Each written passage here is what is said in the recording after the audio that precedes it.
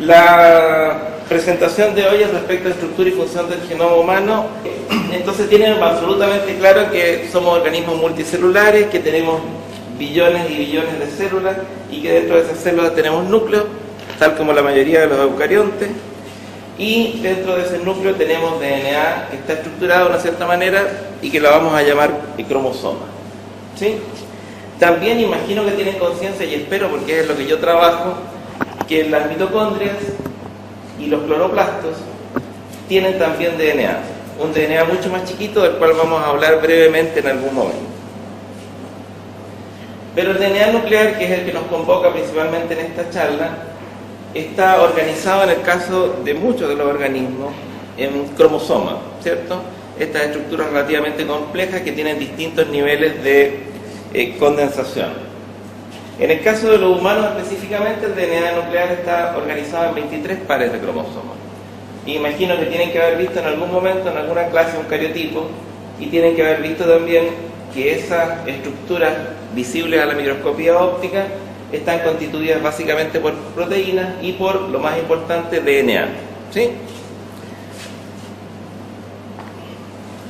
Luego, cada par cromosómico entonces va a estar constituido por una copia de DNA materna y una copia de DNA paterna, que son las que aparecen aquí, y por tanto ustedes son productos recombinantes de los actos racionales o irracionales de sus padres. Ok, entonces este DNA humano organizado en 23 pares cromosómicos se puede mostrar como un ideograma en que cada uno de los cromosomas aparecen con un cierto patrón de bandas, y lo que me importa que retengan y que mantengan constantemente en sus mentes es que los cromosomas que ustedes ven en la fotografía son siempre los cromosomas de metafase, de una condición específica del ciclo celular, y que los cromosomas en general van a estar mucho más descomprimidos, descondensados dentro del núcleo en otros periodos de las fases del ciclo celular. Y lo otro que me interesa que lo recuerden es que cada uno de estos cromosomas que parecen personitas metidas dentro de un núcleo metafásico corresponden a moléculas de DNA. Moléculas que son polímeros muy largos de nucleótidos que tienen incluso millones de pares de bases o cientos de millones de pares de bases, por ejemplo, los cromosomas más largos, y que por consiguiente son moléculas que ustedes podrían ver. ¿Ustedes conocen macromoléculas que ustedes puedan verlas en términos de largo? ¿Qué macromoléculas conocen que tengan varios centímetros de largo? ¿Alguna? Nylon, por ejemplo. Las macromoléculas de su ropa podrían verlas si es que las tomaran. El problema es el ancho, que son muy delgadas, pero podrían verlas en términos de largo. Ok, ese DNA entonces está organizado de una manera específica dentro de los cromosomas y con niveles de estructuración que, como les decía, van a depender del momento en que esté la célula y del tipo celular específico y del estado de actividad de la célula en específico. Y va desde el estado de menos organización, que sería la hebra desnuda de DNA, esta doble hebra que ustedes recuerdan, descrita por Watson y Crick, y que es un sistema de hebras antiparalelas asociadas por... ¿Les puedo preguntar? ¿Está incluido eso? ¿Asociadas por qué la...? ¿Ah? Puentes de hidrógeno, ¿cierto? Interacciones entre estas dos hebras. Y esas hebras van a estar asociadas sobre proteínas, complejos proteicos de histonas, y esas van a estar asociadas sobre un andamiaje de otras proteínas para formar finalmente cromosomas como los que ustedes ven en metafase. Probablemente en los núcleos de ustedes, dependiendo de los tipos celulares y del cromosoma, van a tener niveles de organización como ese, o incluso similares a esto. ¿Sí? Dependiendo de si estamos pensando en sus gónadas o en sus otros tejidos. Entonces la idea es que los cromosomas van a contener las secuencias de DNA que están codificando para diversas proteínas.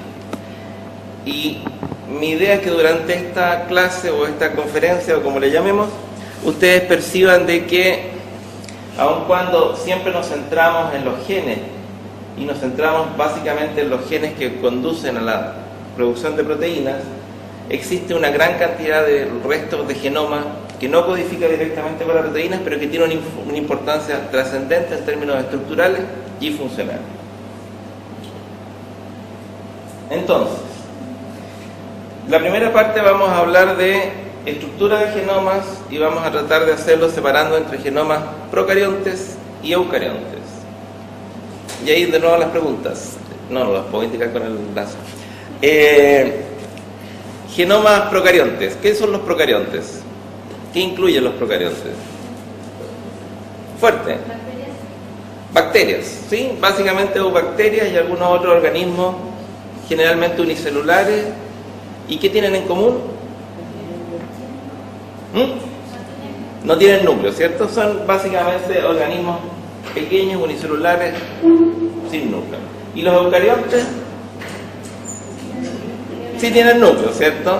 Y esos sí pueden ser unicelulares o multicelulares. ¿Y conocen algún multicelular?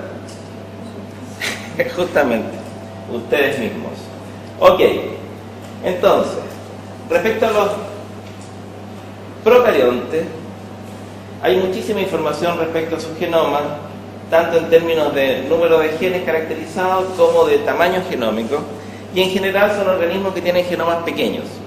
Y uno intuitivamente sospecha que deberían tener genomas pequeños porque son pequeños, y es una percepción como lógica. Además, nos parecen dentro de nuestra visión antropocéntrica que son sencillos respecto a lo complejos que somos nosotros.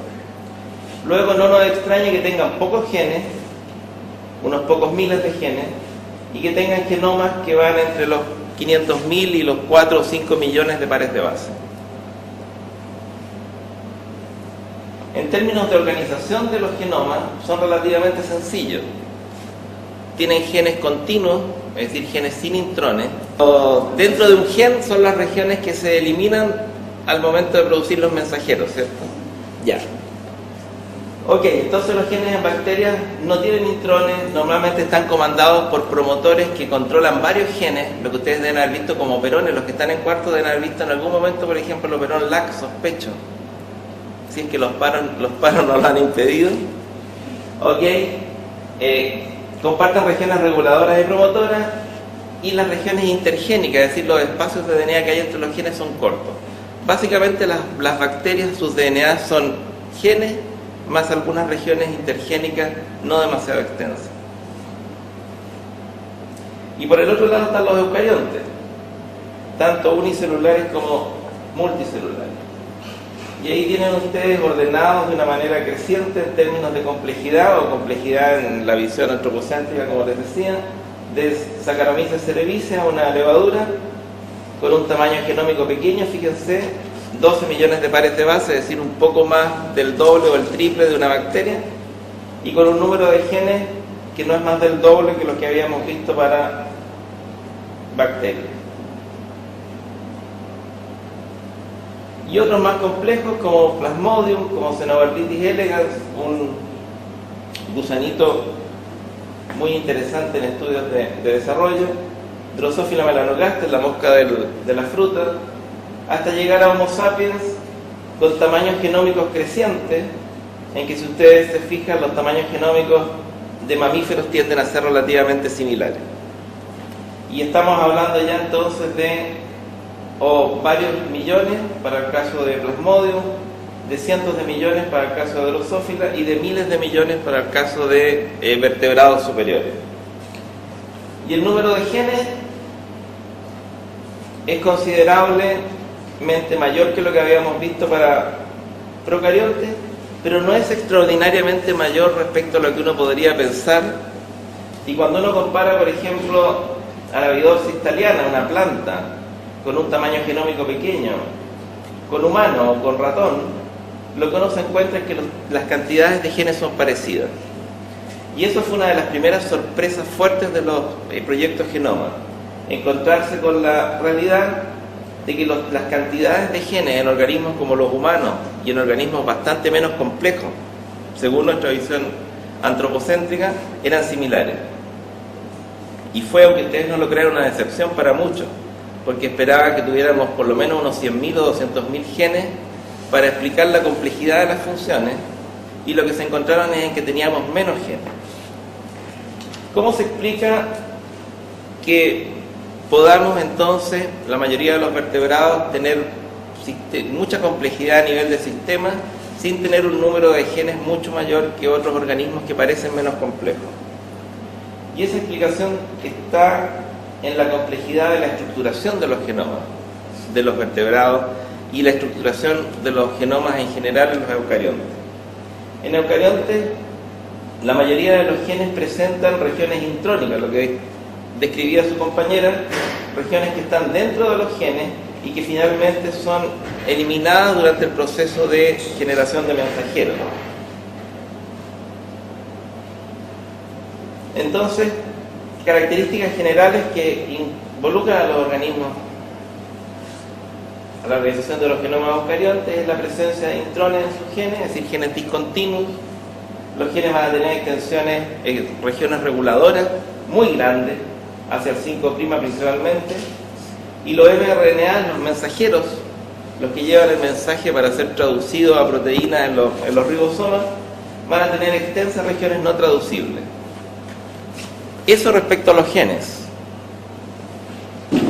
Ahora, respecto a la organización de esos genes dentro de los genomas, lo que uno va a encontrar es que va a haber una gran cantidad de DNA espaciadores, es decir, entre un gen y otro gen van a haber miles, decenas de miles o cientos de miles de nucleótidos que no van a estar relacionados directamente con ninguno de esos dos genes que separan.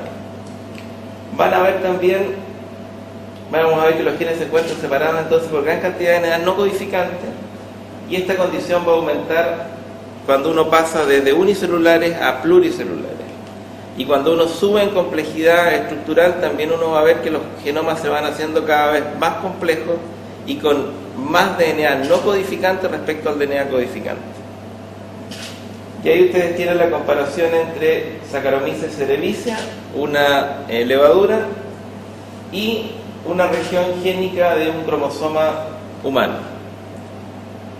Si las barritas azules representan genes, ustedes pueden ver claramente que para una misma región, en tamaño, la densidad génica en levadura es muchísimo mayor que la densidad génica en humanos. Ok, entonces resumiendo, lo que estamos viendo es que al pasar de procariontes a eucariontes tenemos un aumento significativo de los tamaños genómicos. Ese aumento significativo de los tamaños genómicos tiene que ver en un primer punto con el aumento importante en las cantidades de genes. Si comparamos bacterias con eucariontes unicelulares como levaduras, uno encuentra que hay un número mucho mayor de genes. Pero el aumento progresivo que después sufre en los tamaños genómicos, cuando uno empieza a moverse a través de los distintos multicelulares hasta llegar a organismos complejos como los mamíferos, no se explica por el aumento de genes, porque más o menos tienen los mismos 20.000, 30.000 o 40.000 genes. Entonces, lo que explica básicamente esos cambios importantes en términos de tamaño genómico, cuando uno se mueve desde levadura hasta humano o hasta drosófila, es el aumento del DNA no codificante, es decir, este DNA intergénico, este DNA que está como espaciador entre un gen y otro. DNA que cuando empezó la iniciativa del proyecto Genoma se le denominó de manera no muy apropiada como DNA basura, porque era un DNA que definitivamente no se entendía mucho para qué servía, si estaba ahí y no asociado para nada con la función génica o con las funciones específicas de los genes. Ahora, si uno mira la estructura de los genes codificantes al interior de los eucariontes, uno puede ver lo que ya habíamos conversado previamente.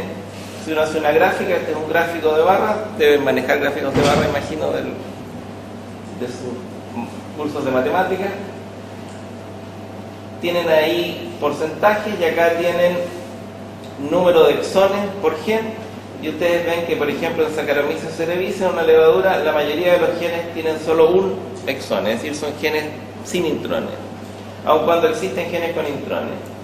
Si uno ve Drosophila melanogaster, la mosca de la fruta, empiezan a aparecer genes con cierto número de intrones, y cuando uno llega a mamíferos como nosotros, uno encuentra que hay genes que están interrumpidos por muchos intrones, hasta genes extremadamente complejos que pueden tener 60 o más intrones. Cuando uno mira el tamaño de los genes, pasa algo parecido en que, si aquí tenemos porcentaje y acá tenemos tamaño en kilobase, nótese que estamos hablando de que los genes que están acá tienen más de 100.000 pares de base.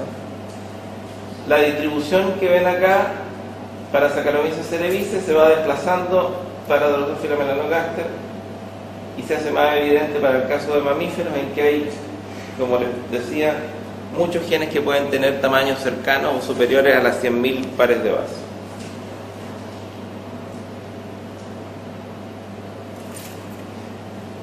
Ok, entonces tenemos genes mucho más complejos, fragmentados, y con esos fragmentos, esos exones, posibles de combinar de distintas formas.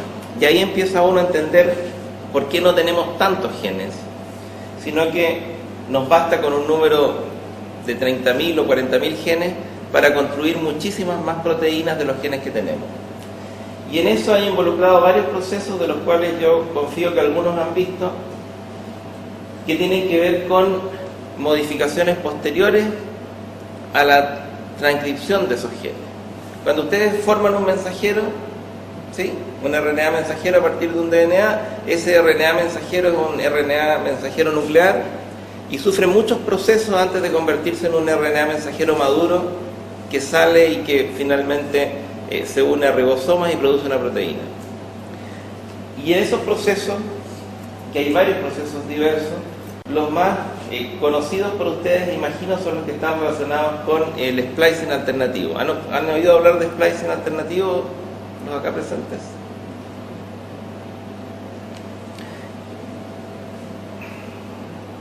Dijimos que los genes tenían intrones, ¿cierto? Y esos intrones tienen que sacarse, esos trocitos de DNA se sacan para poder dejar desde el mensajero, para dejar finalmente el mensajero que se traduce a proteína. Ese proceso de eliminación de los intrones ocurre en distintos tejidos para muchos genes de manera distinta.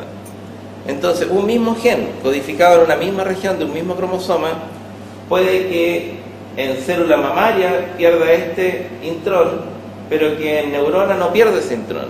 Y el resultado final van a ser dos proteínas distintas a partir del mismo gen, solo por el procesamiento alternativo. ¿Qué es lo interesante? Que el procesamiento alternativo no está necesariamente codificado en otros genes, aun cuando sí las maquinarias que lo hacen, sino que en parte está codificado en estas regiones que decíamos que alguna vez las llamaron basura. Y hay otras formas de modificar los genes y de producir más genes más proteínas a partir de un número limitado de genes, que tienen que ver con empezar a leer el gen en distintas posiciones, o usar terminaciones alternativas, es decir, terminar el gen antes o después. Ahora, solo les puse dos diapositivas para ilustrarles que los genomas no son estructuras fijas. Cuando uno dice se secuenció el genoma humano y se tiene este libro y normalmente les ponen como ejemplo un número, no sé, de 25 guías de teléfono de Nueva York, no sé, típico ejemplo correspondiente al genoma, uno tiene la percepción de que estamos frente a algo que es estático en términos de estructura, de función, y yo quiero que les quede la visión clara de que no es estático. La prueba de que no es estático es que ustedes son relativamente diferentes entre ustedes, y esas diferencias están asociadas en muchos casos a diferencias genéticas. Por consiguiente, para que hayan diferencias entre algunos de ustedes a nivel genético, tiene que haber habido una cierta movilidad de esos genomas, una cierta vida, por decirlo así, de esos genomas. Ahora, la variabilidad dentro de esos genomas y el cambio en los tamaños de los genomas y de la estructura de los genomas está asociado a muchos procesos. Yo solo ilustré dos. Uno, que es la duplicación génica. En un genoma, por distintos fenómenos mutacionales, pueden ocurrir eventos de duplicación génica, es decir, un gen se duplica y se inserta en una posición cercana a otro gen, y ese fenómeno de duplicación génica pueden seguir varios caminos. La mayoría de los caminos los conducen a la muerte a los genes que se producen y se convierten en pseudogenes, pero hay algunos que no se convierten en pseudogenes, adquieren función nueva y le dan nuevas características a los organismos que portan esos genomas modificados. Y ahí hay un ejemplo, no se ve mucho desde donde están ustedes, pero corresponde a la familia de las globinas, en que se puede seguir en el tiempo de manera filogenética, es decir, ver desde dónde en algún momento en el origen de las especies que comparten estos genes ocurrió el evento.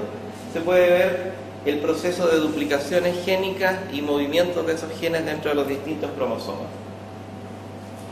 Y el otro proceso que les decía que les pensaba mostrar corresponde a los remodelamientos mayores de los genomas.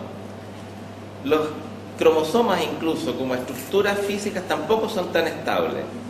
Hay organismos, hay especies de roedores donde la estabilidad de los cromosomas es muy baja y de un paso de especiación a otro uno puede encontrar fusiones de cromosomas o rupturas de cromosomas. Les puse ahí como ejemplo lo que pasa cuando uno compara el cromosoma 1 de humano con los cromosomas de chimpancé, gorila y orangután, y lo que ustedes se dan cuenta es que los patrones de banda, es decir, las características a nivel de la estructura de los cromosomas son extremadamente similares entre estos cromosomas, pero la única manera de reconstituir el cromosoma 1 humano es asumiendo que existe una fusión entre dos cromosomas en un ancestro que se separa de chimpancé, gorila y orangután. Acá hay un proceso de inversión, hay distintos procesos que son bastante más macro que las mutaciones puntuales en los distintos cromosomas, que están asociados con la actividad del genoma, la modificación del genoma. Y esas modificaciones de genomas, algunas pueden tener efectos sobre los procesos de especiación, es decir, el surgimiento de nuevas especies. Ok, pero lo que decía la charla era el genoma humano, ¿cierto? Podríamos tratar de definirlo en términos de información genética que tenemos. Es una manera que nos obviamos el problema de lo físico con el DNA, información genética que poseemos. Sí, puede ser una definición. Vayamos viendo si nos surge alguna duda en el camino. Pero si pensamos que el genoma humano entonces constituye todo el material genético que poseemos, sea codificante o no sea codificante, uno lo puede dividir entonces de una manera operacional, absolutamente operacional, en genoma mitocondrial, esta molécula chiquitita de DNA que yo les decía había dentro de las mitocondrias, y genoma nuclear, que corresponde más o menos a 3.000 y algo millones de pares de base. Y ese uno lo puede ir dividiendo de manera, como les digo, absolutamente operacional en genes y secuencias relacionadas a genes y en DNA extragénico. Y ahí ustedes se dan cuenta inmediatamente que el 75% del DNA no está asociado con genes. Y de ese hay algunos que son repetidos dispersos, otros son repetidos agrupados, etcétera, etcétera. Y dentro del DNA que está relacionado con genes hay una parte que es codificante y una parte que es no codificante. Y en esa parte que es codificante están básicamente los exones. Y esa parte codificante entonces corresponde más o menos al 25% del genoma, y dentro de ese 25% lo que termina finalmente traducido en proteínas es más o menos el 2% del genoma.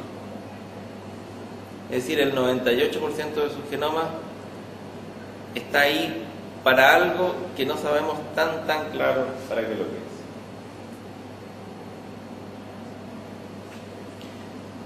Y por eso les voy a hablar más que nada de esta parte del genoma, de la que no tiene una codificación directa, porque yo imagino que en las clases ustedes ven claramente replicación, transcripción, traducción, y se centran generalmente en lo que es los genes y en los genes que codifican finalmente para proteínas. Porque hay genes que no codifican para proteínas, ¿o no? ¿RNA ribosomales les suenan? ¿Se acuerdan de los ribosomas? Estas pelotitas hechas de muchas proteínas y de RNA ribosomales que permiten traducir los mensajeros. Ahí hay RNA que son finalmente como producto final RNA, no traducen. Ok. Entonces, dentro de este genoma, lo que no traduce, lo que no está asociado con genes, que es lo principal en términos de tamaño, no de función, pero de tamaño, está constituido por distintos tipos de DNA, si es que uno los clasifica de una manera un tanto reduccionista, y uno de esos tipos son estructuras repetitivas en los genomas eucariotas. Y esas estructuras repetitivas pueden ser DNA satélite, que es una manera de referirse al DNA de los centrómeros. ¿Se acuerdan de los cromosomas? El cromosoma tiene una región al medio, una constricción, el centrómero. Esa región tiene un tipo de DNA específico repetitivo. Pueden haber DNA micro y mini satélites, retrotramposones, retrovirus, etcétera, etcétera, etcétera. Dentro de los DNA repetidos que uno puede encontrar agrupados dentro de los cromosomas en el genoma humano, hay DNA repetido centromérico que les decía yo, que son pedacitos pequeños repetidos miles de veces y que son polimórficos, es decir, que todos ustedes para sus mismos cromosomas no tienen lo mismo. Si comparáramos el cromosoma 21 de usted con el de su compañera al lado, uno lo que va a encontrar es que tienen distintos números de estos repetidos en sus centrómeros. No son iguales los centrómeros de los cromosomas 21 o 14 o 11 de ustedes dos. Y así ocurre dentro de los que están aquí en la sala. Hay otros repetidos que son únicos dentro de los genomas, que hay miles dispersos en todo el genoma, y hay otro repetido que es importante recordar, que es el telomérico, que está en las puntas de los cromosomas y que corresponde a una repetición de 6 pares de base que puede estar copiada varias miles de veces. Los telómeros son interesantes porque son producidos por un proceso enzimático sin molde. Todos los procesos enzimáticos de copia de DNA o de copia de RNA sobre DNA son con molde, ¿cierto? Una hebra actúa de molde y los nucleótidos se van uniendo a esa hebra y la enzima va uniéndolo y formando la hebra nueva. En el caso de los telómeros, una enzima sin un molde específico genera, con su propio molde, digamos, genera estos telómeros y los va extendiendo. Los STR son secuencias muy cortitas, fíjense, hay 4 nucleótidos, adenina, timina y guanina, que están repetidos muchas veces y que lo más interesante es que no toda la gente tiene la misma cantidad de repetidos en su genoma. Si uno analiza varios de estos a la vez, que están en distintos cromosomas, la probabilidad de que por azar, si dentro de la población hay muchas variantes en largo, ustedes tengan las mismas, es muy baja. En realidad, si uno toma mucho, puede llegar a un punto en que sea 0 casi la probabilidad de que por azar usted comparta todos los alelos, todas las variantes de estas repeticiones con otra persona. Luego, se pueden utilizar para estudios de paternidad en que uno amplifica con una metodología que no vamos a conversar acá, muchos de estos fragmentos a la vez, de estas regiones a la vez, y compara los tamaños de los fragmentos. Y eso son lo que ustedes tienen que haber visto en la televisión más de una vez, nombrados los test de paternidad o los análisis forenses con DNA. El patrón que ustedes obtienen de líneas aquí es específico para un individuo. Y si otro individuo lo comparte, la mayor probabilidad es que ese individuo sea el mismo. ¿Sí? Es muy interesante el tema de los análisis de paternidad, porque cuando se empezaron a hacer, se probó en Inglaterra, con los primeros análisis que eran un poco menos resolutivos, con muestras de pares padre-hijo, madre-padre-hijo con tríos, para ver la capacidad de estos sistemas de detección, y lo que empezaron a encontrar es que más o menos un 7% de todos los tríos tríos de matrimonios en que no había ningún juicio ni ningún proceso por infidelidad, los hijos no calzaban con los patrones de STR de los padres. Lo cual hizo que ese análisis, digamos, se suspendiera porque era un poquito complejo la situación, pero es un detalle para que lo tengan en cuenta. Ok, y el otro componente que es tremendamente importante en términos de cantidad en el DNA son unas estructuras que les pido que después las busquen porque lo vamos a ver rápidamente, que se llaman tramposones. Y en este caso específico se llaman retrotramposones. Los retrotramposones, que hay varios tipos, pero yo ahí les señalo dos tipos, constituyen, fíjense, sumados,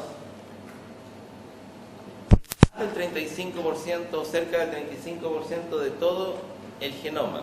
Es decir, de los 3.000 millones de pares de base de los que estábamos hablando al comienzo, el 35% son tramposones, retrotramposones.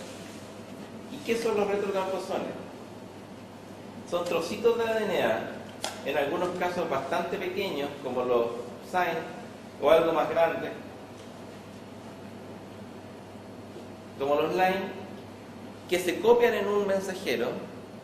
Ese mensajero, a través de una polimerasa reversa, copia un DNA y ese DNA se incorpora en otra región del genoma. El efecto final es que es como si saltaran desde un punto del genoma a otro y van entonces aumentando el tamaño del genoma. Los retrotramposones se mueven en ciertos momentos de la vida de los organismos y en ciertos momentos de los procesos de especiación de los organismos. No siempre están moviéndose. Pero aún así, si uno analiza un grupo de individuos y mira sus genomas, hay tramposones que se han movido de un individuo respecto a otro. Es decir, es un proceso dinámico que está ocurriendo ahora a una tasa baja, que se acelera en algunos momentos de la evolución de los organismos, pero que está ocurriendo de todas maneras en todos los individuos. Y existe un número no menor de enfermedades que están asociadas justamente con tramposones que al moverse cortan un gen o se interponen entre el promotor de un gen y ese gen, etcétera, etcétera. Entonces, estos tramposones se pueden clasificar en familias, tienen determinados tamaños y están en cantidades de copias que son realmente increíbles, 1,5 millones de copias, 850.000 copias, etcétera, etcétera, en el genoma humano. Y hacen la diferencia entre los genomas más pequeños y los genomas más grandes dentro de vertebrados. Esa comparación es muy interesante. Es un pececito, un pez globo que está completamente secuenciado, tiene un genoma bastante más pequeño que el de humano, casi 1/10 del genoma humano en tamaño, 365 millones contra 3.100 o 3.200 millones de pares de base. Y si uno compara un gen, en este caso el gen de la huntingtonina, ese es el gen humano y ese es el gen de FUG. Los genes son prácticamente idénticos en secuencia. Si ustedes comparan el producto final de la proteína y comparan aminoácidos son muy parecidos. Pero si ustedes miran el gen, el de humano es muchísimo más grande que el de FUG, y la diferencia mayor está asociada a esas líneas que ustedes apenas ven ahí en verde, que representan tramposones. En el caso de FUG no tiene retrotramposones del tipo LINE como los que tienen el humano, y en el caso de humano ha acumulado a lo largo de millones de años el grupo al que pertenece humano muchos tramposones dentro de ese gen. Luego, gran parte del aumento del tamaño de este genoma, probablemente del genoma humano respecto del genoma de otros vertebrados, tenga que ver con fenómenos de retrotramposición. Es decir, nuestro genoma está engordando de algún modo a través de este proceso continuo de retrotramposición. Entonces, si uno graficara el genoma como si fuera una barrita de 0 a 100% y tratara de asignarle porcentaje a cada uno de los componentes, nos queda de resumen que el 25% más o menos corresponde a regiones asociadas con genes y que el otro 75% corresponde a regiones no asociadas con genes. Y que de esa región asociada con genes solo el 2% finalmente corresponde a exones, que sería lo que está en rojo, y todo lo demás corresponde a regiones que no son exónicas. Y estos retrotramposones entonces representan un porcentaje importantísimo del genoma, mírenlo ahí en términos de la longitud de la barra, y son tremendamente importantes en términos de la evolución del genoma, de la estructura del genoma.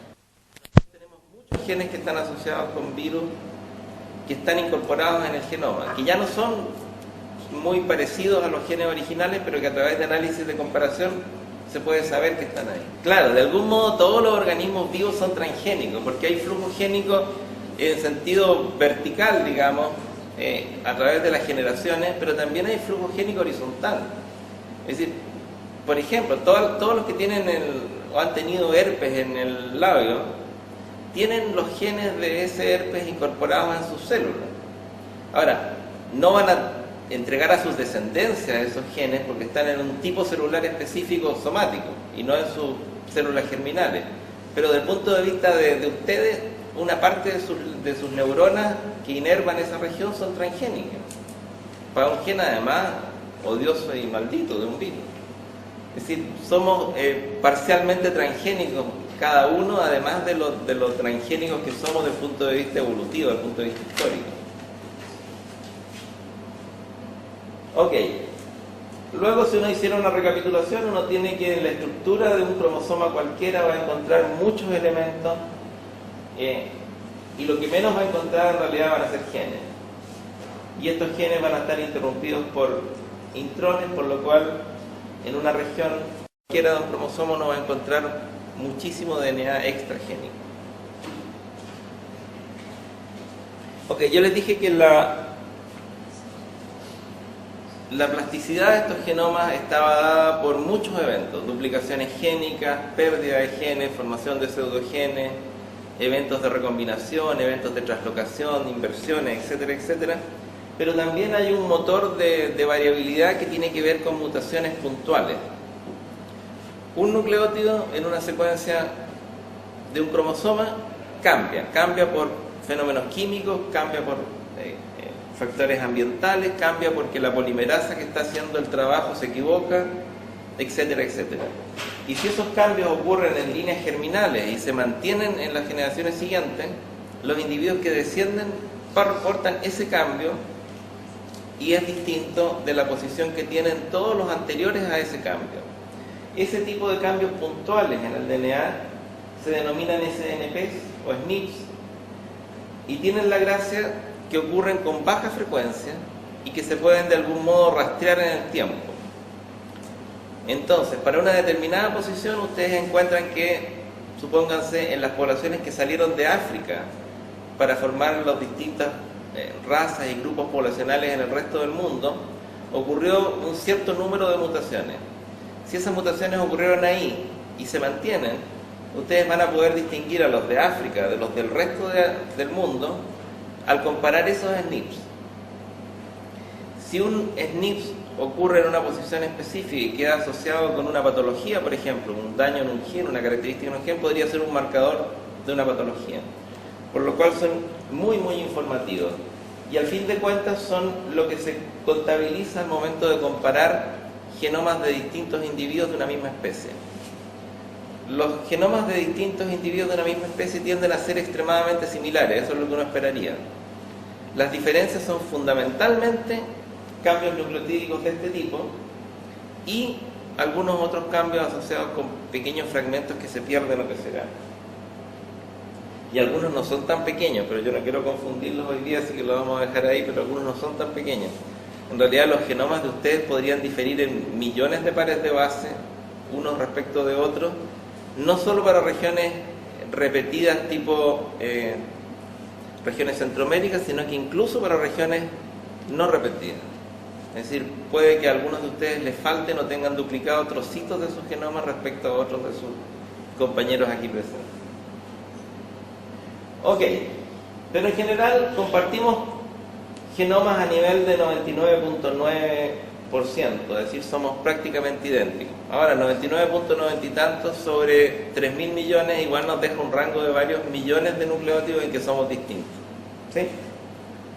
Y eso, el nivel de diferencia, está siendo evaluado a través de un proyecto que se llama HapMap, que busca ver la variabilidad de los individuos, y en ese proyecto se contabilizan, están como en 10 millones, pero descritos y caracterizados más o menos 5 millones de SNPs dentro del genoma humano.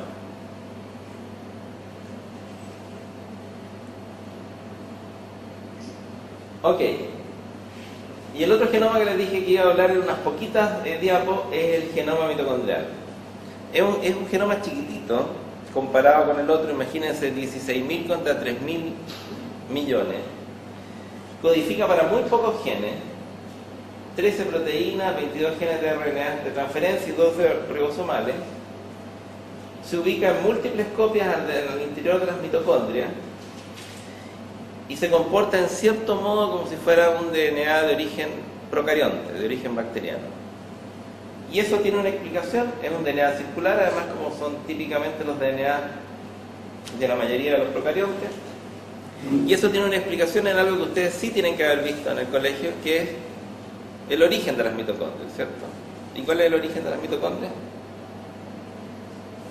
Ya, un protoeucarionte fagocita o endocita, porque si se lo come, ya no.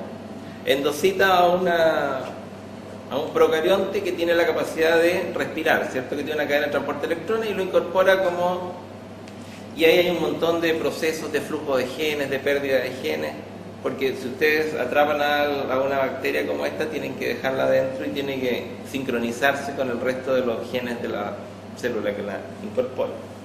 Y en la teoría endosimbiótica, entonces, lo que se propone es que el origen de los eucariontes básicamente es este proceso, la incorporación y estaría de algún modo asociado con también el proceso de aparición del núcleo, etcétera, etcétera, y de que las células se hagan más eficientes.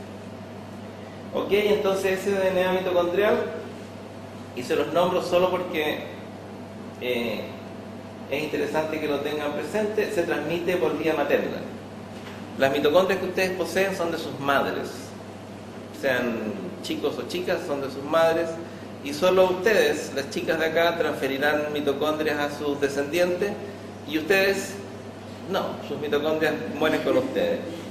Por lo cual, si uno analiza los linajes de las mitocondrias, uno se topa con una cosa muy entretenida porque puede seguir los linajes de las madres de todos nosotros y puede llegar hasta la abuela inicial, que si ustedes son religiosos debería ser... ¿Quién debería ser la abuela, la primera abuela? Eva, ¿cierto? Exacto. Ya, los genes de la mitocondria básicamente están involucrados en las proteínas que participan del proceso de respiración, ¿cierto? También pueden haber visto ustedes fosforilación oxidativa. En general, la falla en los genes mitocondriales produce patologías asociadas con sistemas que requieren mucha energía. Si la mitocondria falla, no hay energía suficiente, solo glicólisis, y las células nerviosas, las células musculares, fallan.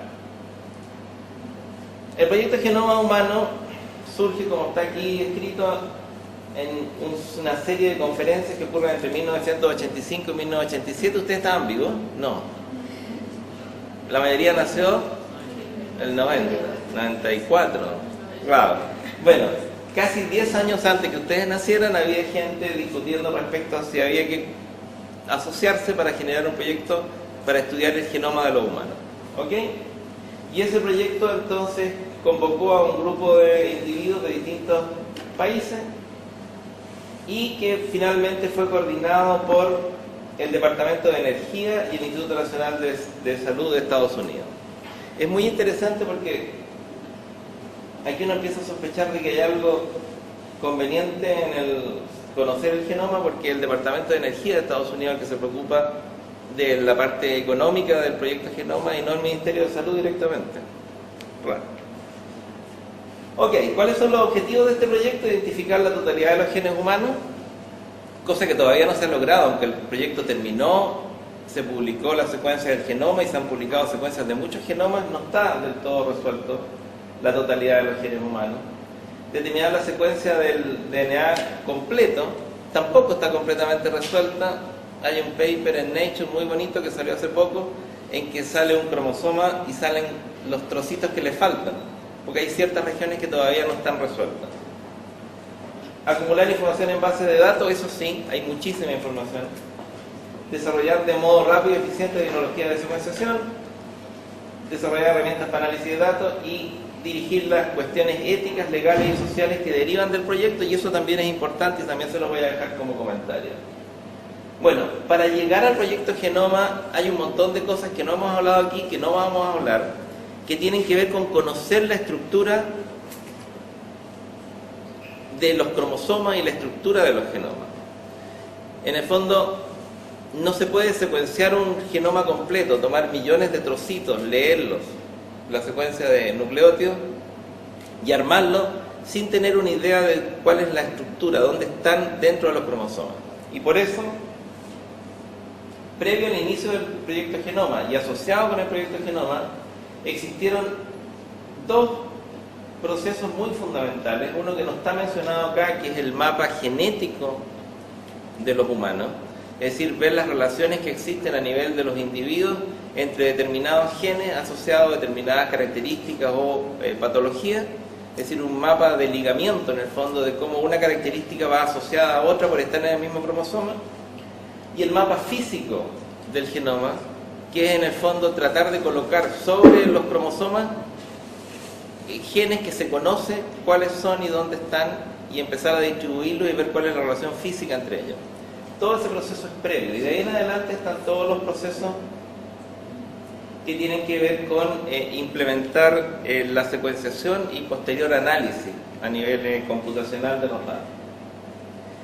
El proyecto se inició en los 90, se terminó en términos de la publicación del genoma hacia el 2003. Estuvo asociado inicialmente, como les decía, a varios países y a varias corporaciones, pero ustedes, si buscan en la literatura, se van a encontrar que está asociada principalmente con dos personajes: Francis Collins, que representa lo que fue un consorcio internacional público, y este caballero que inicialmente está ahí dando la mano, Craig Venter, pero que en algún momento se salió del sistema y creó su propia empresa y inició una carrera por él secuenciar el genoma humano antes que el consorcio internacional. Y el resultado de ese proceso en 2003 es que se publicó paralelamente en Science y en Nature, las dos revistas más importantes a nivel de publicaciones en ciencia, una inglesa, la otra norteamericana, el genoma humano en Science, el de Craig Venter en Nature, el de la grupo internacional. Actualmente están ambos disponibles en la web para que se puedan consultar. Ustedes pueden entrar a través de distintos navegadores. Desde del Servicio de Salud de Estados Unidos ustedes pueden entrar a través de NIH, pueden entrar y poder mirar el proyecto Genoma.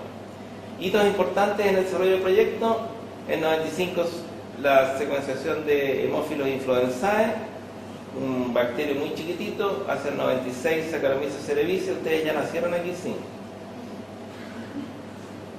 Cyanobacterium elegans, este gusanito que les decía yo, que tiene un tamaño genómico bastante pequeño, hacia el 98, y el primer draft del genoma hacia el 2001, y el genoma ya secuenciaba un 99% hacia el 2003. Las estrategias de secuenciación, básicamente distintas las del consorcio público que las del consorcio privado, pero son picar el DNA en trocitos, colocar ese DNA en plasmidios o en DNA artificiales de levadura o en DNA artificiales de bacterias, ir, en el caso de los protocolos que llevaron al consorcio público, seguir un proceso de fragmentación controlada del DNA. Si ustedes tienen un cromosoma que mide 200 millones de pares de base, es muy difícil leerlo, pero si uno lo corta en trozos y lo coloca dentro de plasmidios o dentro de cromosomas artificiales, después uno puede tomar esos cromosomas artificiales y crecerlos dentro de levaduras y tener miles de colonias, y cada colonia uno sabe que tiene un trocito del cromosoma 1, por ejemplo. Después de ese trocito, que tiene 1 millón de pares de base, lo vuelven a romper y lo clonan en miles de plasmidios. Entonces, en el último paso van a tener un plasmidio chiquitito. ¿Saben lo que es un plasmidio, cierto? Estos DNAs pequeños circulares que viven dentro de las bacterias se pueden usar para este tipo de cosas. Y si ustedes secuencian ese DNA, ese trocito, después juntan todos los trocitos que secuenciaron a nivel computacional y reconstruyen cómo era el DNA artificial de levadura que tenían, y después, cuando tienen todos juntos, los van a unir y pueden reconstruir el cromosoma del cual partieron. Esa fue la estrategia que siguieron ellos. El señor Venter era un poco más osado, lo que hizo fue picar completo el genoma y tratar de alinearlo y recomponerlo en base simplemente a herramientas computacionales. Claro que como todo en la vida, lo que parece increíble tiene algo de creíble, es que tenía la información del consorcio público para poder armar sus trocitos sobre los cromosomas que iba publicando el consorcio público. Ok, hallazgos asociados con el proyecto Genoma, así resumidos muy rápidamente, los tamaños del tamaño del genoma, más o menos 3.200 millones de pares de base, las secuencias publicadas en febrero, la de 2.910, secuencia total 3.164, la cantidad de adeninas y timinas en el genoma, cuántos genomas repetidos, los genes identificados, más o menos 30.000, 26.000 y algo. Ahí hay un problema con el tema de los genes que no nos vamos a meter, pero tiene que ver con cómo uno define un gen. Los genes que siguen con función desconocida, que son menos que los que están consignados acá, pero siguen siendo muchos. Los genes con procesamiento alternativo, estos fenómenos de splicing que yo les decía, cada día son más. Este 40% ha crecido desde el informe del genoma. Se obtuvo el tamaño promedio de un gen, se llegó a saber cuánto más o menos codificaba y se supo cuál era el nivel de homogeneidad en términos de las secuencias genómicas. Y les dejo dos diapos antes de meternos en la cosa más genómica general, dos diapos respecto a los aspectos éticos. El proyecto Genoma contenía una gran cantidad de financiamiento asociado a la parte ética del genoma, porque la gente que inició este proceso tenía claro de que había un componente ético que era complejo. Y por lo mismo, en 1997 la UNESCO aprobó una Declaración Universal sobre el Genoma Humano y los Derechos del Hombre, y aquí en Chile en algún momento se incorporó a una ley el tema del genoma humano y se discutió en la Cámara el tema de patentamiento de genes y ese tipo de cosas. Y se llegó a al menos tres premisas. Uno, que la dignidad del individuo, cualesquiera sean sus características genéticas, es decir, no se puede en el fondo discriminar a las personas basado ahora en sus diferencias genéticas. Lo cual es curioso porque se discrimina a las personas en base a miles de otras características, pero no se puede discriminar en base a las características genéticas. El rechazo al determinismo genético, es decir, asumir de que hay una cierta plasticidad de los genes, de los genomas, y hay un componente ambiental que es importante, porque si no terminaríamos, si uno piensa en que todo está determinado a partir de los genes, en un determinismo absoluto genético, y por consiguiente, si tienes un determinado genoma, eres lo que tu genoma dice y no puedes hacer nada más con eso, deberías echarte a morir. La idea es que no haya ese determinismo genético. Y lo último, que el genoma humano es patrimonio de la humanidad, y eso implicaba de que por consiguiente no habían posibilidades de patentar genes o genomas así como tales. Luego, igual siguen pendientes problemas como la posibilidad de patentar secuencias de genes humanos para uso comercial. Está impedido por las leyes en todas las partes del mundo. Está el tema de la confidencialidad de la información genética, es decir, si uno pudiera tener un perfil genético de las personas y ese perfil genético pudiera ser, por ejemplo, disponible para empresas de seguro, es una complejidad. Asegurar a una persona que en 25 años más se va a enfermar de algo que le va a costar mucho a la empresa de seguro sería un problema. Ahora, de nuevo, siempre todas estas cosas éticas suenan chistosas cuando uno las compara con la realidad de países de libre mercado como el nuestro, en que la gente, si se quiere cambiar de ISAPRE, arrastra una cosa que se llama preexistencia, y por consiguiente, si se enfermó de algo, el resto de la ISAPRE no lo reciben y tiene que quedar sin salud privada al menos. La libertad a no saber si uno es portador de una enfermedad genética es un dato interesante, y cada vez uno tiene más posibilidades de saber lo que le va a pasar en términos de determinación genética. Y hay una libertad que es la de no saber. Y es una libertad que es compleja porque, y discútalo algún día si pueden con sus profesores, se topa con la libertad de los descendientes de esas personas. Supongamos que los antecedentes genéticos de ustedes les sugieren fuertemente que podrían ser portadores de una patología gravísima, pero que se expresa tardíamente en la vida, después de los 40 años. Ustedes tienen el derecho a no saberlo, aunque lo puedan sospechar porque su abuelo se murió de eso, su bisabuela se murió de lo mismo, etcétera, etcétera. tienen el derecho a no saberlo y ese derecho lo debería la sociedad salvaguardar.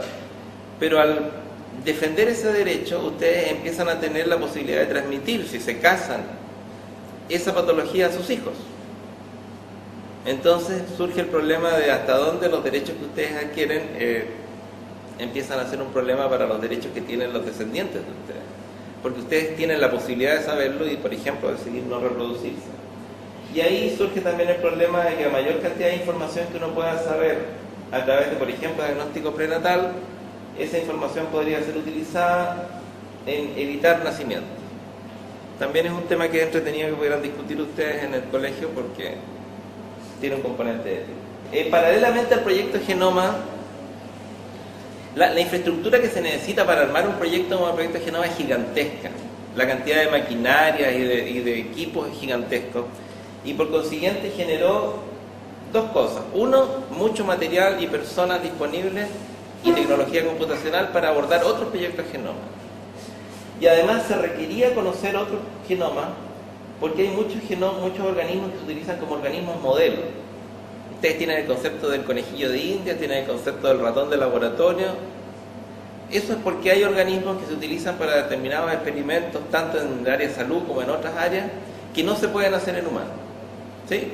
Por ejemplo, las moscas se utilizaron en genética para ver cruzamientos y ver ese tipo de cosas. Es más difícil con los humanos obligarlos a cruzarse con determinados fenotipos para ver qué es lo que resulta, y hay que esperar mucho tiempo nada más. ¿Sí? Las moscas se demoran pocos días. Entonces surgieron paralelamente proyectos genomas de ratón, de vaca, de perro, de rata, de chimpancé, de cerdo, de peces que eran específicos para uno u otro grupo de peces, teleostios, qué sé yo, de insectos, en ellos drosófilas, algunos que tienen asociación con patologías, por ejemplo el proyecto de los genomas de mosquito, de fiebre amarilla y de malaria, y así sucesivamente una gran cantidad de proyectos genomas. Entre 1995 y 2002 se concretaron proyectos genomas para bacterias, para levaduras, para insectos, para peces, para gusanos y para plantas con el de Arabidopsis thaliana. Y por supuesto el de humanos. Algunos que pueden ser ilustrativos, por ejemplo, el mismo personaje que ustedes habían visto antes, Craig Venter, que se independizó y generó su propio proyecto genoma, inició un proyecto genoma del perro en que secuenció el genoma de su perro, de un poodle negro que es el que está ahí. Y ese proyecto genoma y los otros proyectos genoma de organismos vertebrados y mamíferos cercanos al humano ha permitido hacer análisis como este, en que se compara al humano con perro y con ratón, y se ve cuán similares son a nivel genómico humano, perro y ratón. Y se pueden hacer ejercicios como este, que es ver sobre el genoma humano cómo son los genomas de otros organismos respecto a similitudes a nivel cromosómico. Y se produce una cosa que es muy bonita, que es que un cromosoma humano queda pintado de distinta manera correspondiendo a los trocitos de los cromosomas de ratón o de perro que le corresponden. Porque desde que nos separamos desde ratón o desde perro hace una cantidad bastante grande de millones de años, los cromosomas se han cortado, se han fusionado, se han perdido trozos, pero básicamente son cromosomas bastante parecidos. Entonces uno puede armar como un puzzle con los trocitos de los cromosomas donde encuentra similitudes de otra especie y reconstituir un cromosoma. El ejercicio llega hasta el punto de que uno puede ir y reconstituir los cromosomas ancestrales de todos los mamíferos y de esos derivar los que tiene ahora. Y eso constituye lo que es la genómica comparada, es decir, comparar los genomas ahora de distintas especies. Y ahí ustedes tienen una secuencia de genomas en que con chimpancé tenemos más o menos un 98% de identidad, es decir, somos prácticamente iguales a nivel genómico, con ratón como un 70%, con Xenobarditis elegans bastante menos, con Drosophila melanogaster algo más. ¿Sí? Es decir, compartimos algunos componentes de los genomas. ¿Por qué? Porque venimos de un ancestro común lejano. Esto se contradice con lo de Adán y Eva que les conté hace un rato, ¿no? Pero bueno, no siempre Darwin y Dios han sido muy compatibles. Y actualmente hay una cantidad increíble de genomas, de proyectos genomas funcionando. Ahora ya no solo en organismos modelos, sino que en curiosidades casi. Erizo de tierra. Pero también hay algunos proyectos que son interesantísimos. Como por ejemplo en este organismo. ¿Qué es lo que es este? Un ornitorrinco. En el caso del grupo de monotremas se están secuenciando todos los monotremas que se conocen, porque son pocos, para tener una visión clara de cómo es el grupo en términos genómicos y para poder compararlo con organismos como los marsupiales o con los otros mamíferos. ¿Ok? Y eso permite construir esto que es una filogenia, es decir, una relación de parentesco, pero ya no a nivel de individuos de una familia, sino que a nivel de especies con cierta distancia. Y si uno empieza a tener los genomas de distintos organismos, primero de los organismos modelos, pero después de otros organismos dentro de esta filogenia, uno puede entonces hacer comparaciones a nivel genómica y poder entonces entender un poquito mejor los procesos evolutivos. Los vegetales a mí no me gustan mucho, así que vamos a saltar ese diapo, pero hay proyectos en genomas vegetales, pero la mayoría de los proyectos en genomas vegetales están orientados hacia la producción, hacia la obtención de información respecto a producción alimentaria. Y ahora un set de diapositivas solo para ilustrarles rápidamente lo que es la explosión genómica que hay en este momento. Este es un póster en realidad, viene para imprimirlo en grande, que venía con una de las últimas, un número del 2010 de Nature, en que está ahí la gráfica del costo, lo que está en rojo es el costo que cuesta obtener me parece que esto eran 1000 pares de base, ya no me acuerdo. Y esto es el proceso de aumento de la producción de genomas completos y está simbolizado con personitas de individuos, de humanos. Desde el 2001, que se obtuvieron las primeras secuencias de genomas completos de humanos, hasta actualmente en que hay varios proyectos muy grandes que están buscando obtener muchos genomas humanos. Y les pongo entonces, para ilustrarlo simplemente, los proyectos genomas que se han ido resolviendo a partir de que se finalizó el proyecto genoma humano como tal. En adelante, el señor Venter no solo secuenció el genoma de 5 individuos, que fue lo que publicó el 2003, ni su perro el 2003 también, sino que finalmente se secuenció él. El ego de alguna gente en ciencia es bastante grande. Se secuenció él, le costó la módica suma de $70 millones secuenciarse, y obtuvo un genoma completo de él con varias veces replicado, como decir, varias redundantes, digamos, como para poder tener una capacidad de compararlo muy, muy alta, de su genoma. Después de eso, el 2008, esto no estaba animado, no sé por qué está animado. El 2008, y con el advenimiento de nuevas técnicas de secuenciación, que son las que se están usando ahora, que no se las voy a explicar, no se preocupen, se obtuvo el genoma de James D. Watson. ¿Quién es Watson? ¿Les suena ese Watson? De Watson y Crick, sí, el mismo que junto a Crick describió la doble hélice de DNA.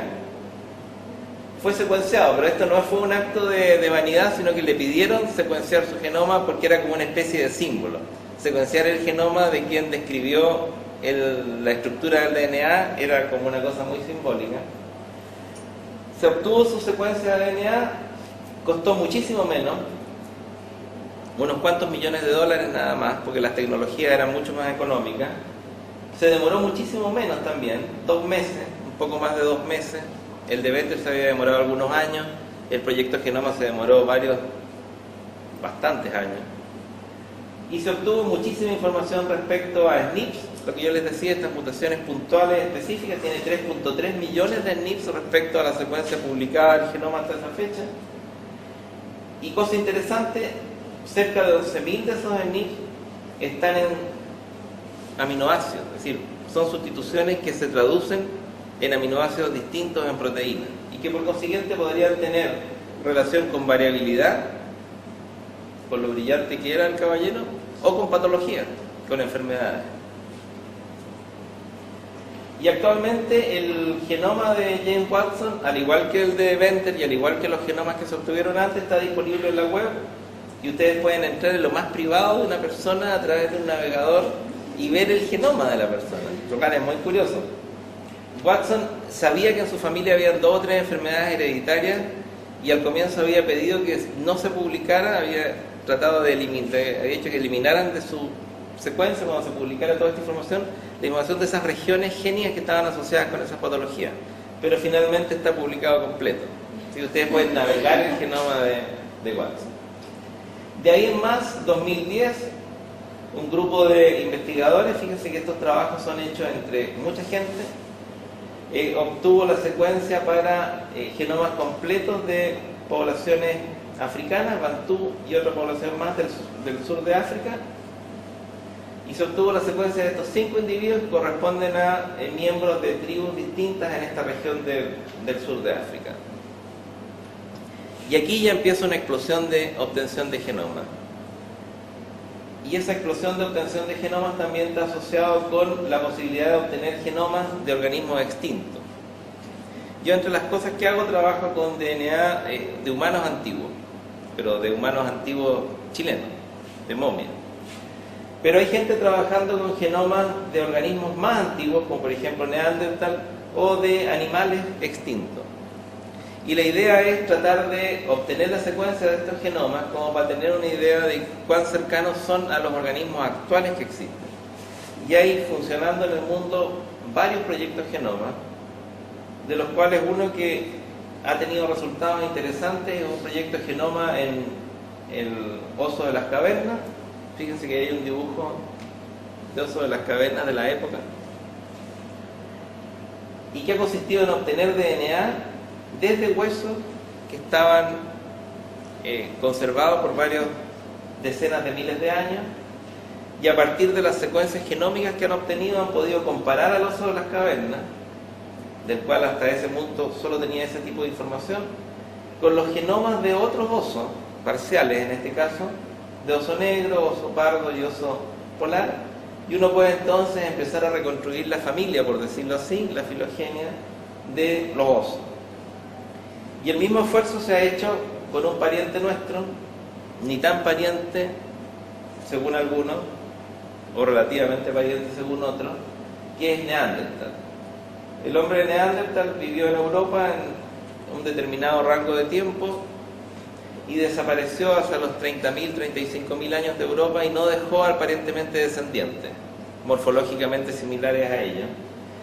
Y siempre existió la duda respecto a si había existido algún nivel de flujo génico entre estos individuos, Neandertal y los humanos actuales. Y se propusieron hace ya varios años obtener el genoma de Neandertal a partir de DNA extraído desde muestras de hueso de 3 especímenes de Neandertal. Y finalmente el año pasado, a finales del año pasado, se publicó una secuencia no completa, pero bastante completa, del genoma de Neandertal. Y al comparar ese genoma de Neandertal con los genomas de los individuos que ya se tenían, en este caso, se fijan, Yoruba, los africanos que les había mostrado antes, algunos chinos que han sido secuenciados, etcétera, etcétera, los del proyecto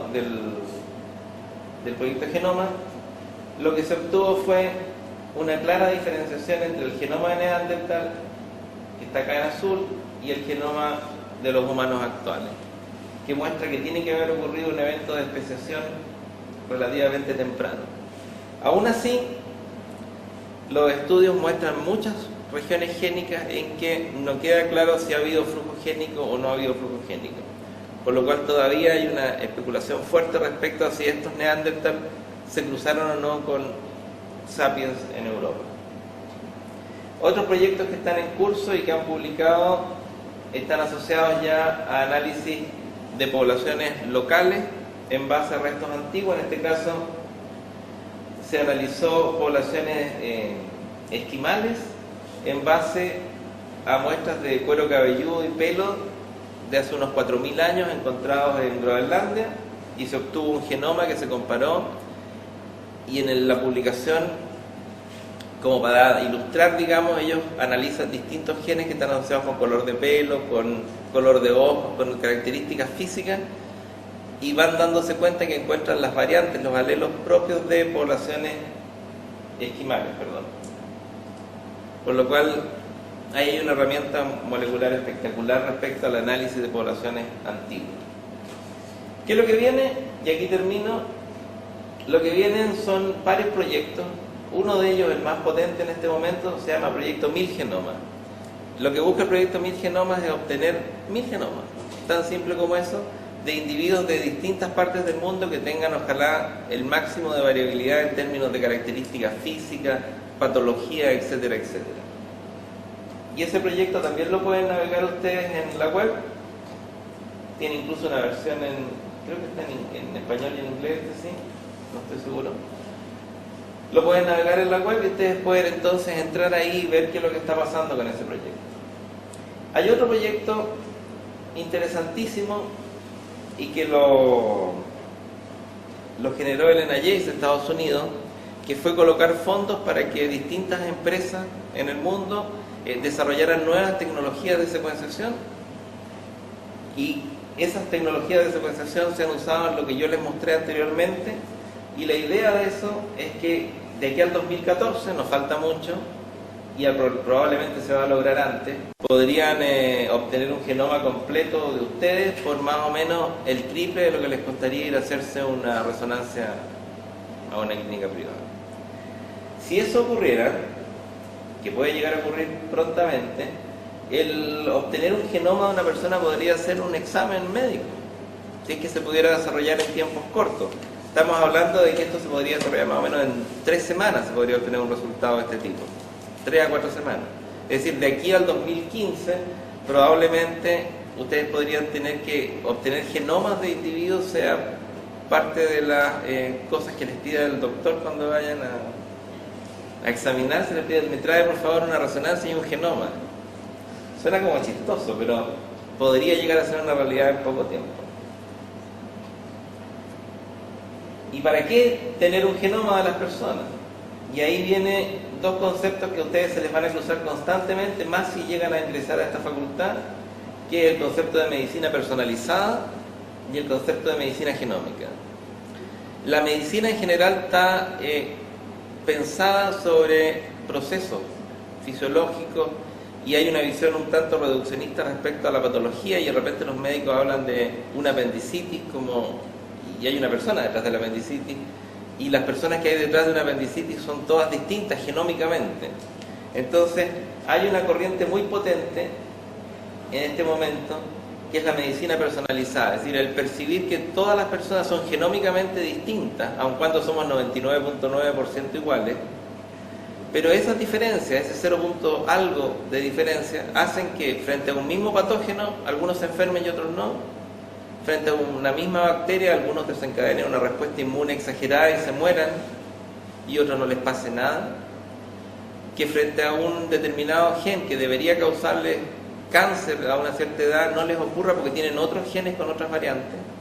Entonces hay una visión nueva respecto a la medicina de que se necesita tener el perfil genético, la característica genómica de una persona para poder evaluar en el fondo cómo se va a comportar frente a una determinada patología. Y en eso hay muchos avanzados. Por ejemplo, lo que les muestro ahí es un gráfico tomado de una publicación del 2011, de este año, en que lo que se ve es, en este sentido, es cuán relacionados están a una determinada patología determinados cambios, estos SNPs, dentro del genoma de un individuo. Aquí están los 21 cromosomas graficados a lo largo, y la altura en que se ven estos puntitos es más relacionado con una determinada patología, en este caso es Crohn. Y si ustedes se fijan, los genes que están aquí, que aparecen aquí, estos SNPs que están en esta zona, están marcando genes que probablemente están asociados directamente con la patología. ¿Qué es lo primero que se ve? Que hay muchos genes en muchas regiones del genoma que pueden estar asociados con una determinada patología. Y ese es un tema que, si entran a esta facultad, en algún momento revisarán, que tiene que ver con la herencia compleja. ¿Qué otra información entregan estos análisis genómicos? Por ejemplo, en este caso, frente al cáncer de colon, uno puede tener un mapa del genoma de células o de un individuo que tiene un determinado cáncer. Y uno puede evaluar, en este caso, los reordenamientos, los movimientos de trocitos de DNA dentro del genoma de ese individuo, de ese tipo celular, y compararlo con genomas de individuos de tipos celulares que no tienen cáncer. Y uno puede entonces encontrar a lo mejor que algunos de estos reordenamientos, de estos movimientos entre cromosomas o dentro de los cromosomas, están asociados con la aparición de cáncer. Y solo para que vean que la cosa es un poco más compleja que obtener el genoma, la secuencia del genoma, ahí está la genómica, la obtención de genoma, que requiere los procesos de secuenciación, obtención de secuencias completas, etcétera, etcétera. Pero hay además, después de que los genomas están ahí, se transcriben. Y el cómo se transcriben depende del ambiente y depende también de cierta información que está dentro de esos genomas. Y hay todo un tema con la transcriptómica, con los transcriptomas, con las transcripciones de esos genomas. Y ese genoma se traduce finalmente, y ahí está lo que es la proteómica, es decir, ver cómo las proteínas finalmente se están comportando, y hay todo un ámbito de estudio. Y finalmente, en un individuo, si hay 30.000 genes y hay 90.000 proteínas distintas, no están todas iguales en los distintos tejidos, y en cada uno de los tejidos miles de esas proteínas interactúan en vías metabólicas distintas, y de ahí surge la metabolómica. Es decir, la cosa siempre va a ser más compleja de lo que uno pueda plantearlo en una presentación como esta. Ok, gracias, jóvenes.